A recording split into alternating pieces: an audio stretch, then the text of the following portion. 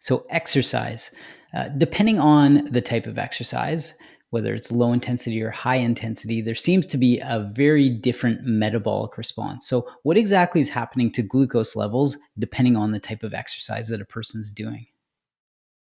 This is such an interesting question and definitely one that we get a lot. So, the first thing is that some people are going to see a rise in their glucose values on their continuous glucose monitor when they're doing intense exercise. And when I say intense exercise, I mean exercise that's above about an 80% VO2 max. And another way to sort of figure that out is about 80% of max heart rate. So, something that's really telling the body, like, we're working, our muscles are working, we need energy for our muscles.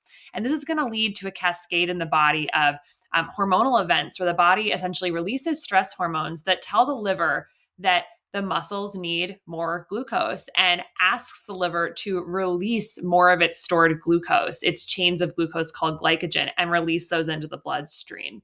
And when this happens during high intensity interval training, we'll sometimes see a spike happen during this process. And this isn't really something to worry about. It's very different than a diet or food induced spike. And we actually know that high intensity interval training and these high intensity workouts actually improve both fasting glucose levels and insulin sensitivity in as little as 2 weeks. So overall, this high intensity training is actually really good for our metabolic health.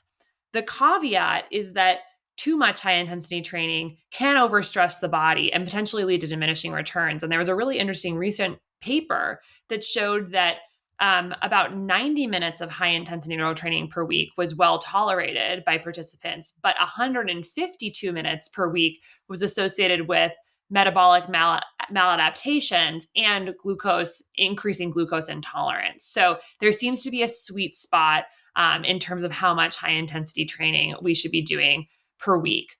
On the flip side of this, there's easy to moderate efforts like walking or jogging or riding a bike where we're not getting up towards 80% of our max heart rate or VO2 max. And this is where the body's not going to be stressed in such a way that it stimulates this quick release of glucose from the liver. And we're most likely going to be relying on circulating glucose that's already in the bloodstream and our fat stores for energy in these types of workouts. So with low intensity exercise, around about 60% of our VO2 max or less, people typically see glucose decline slightly or stay stable.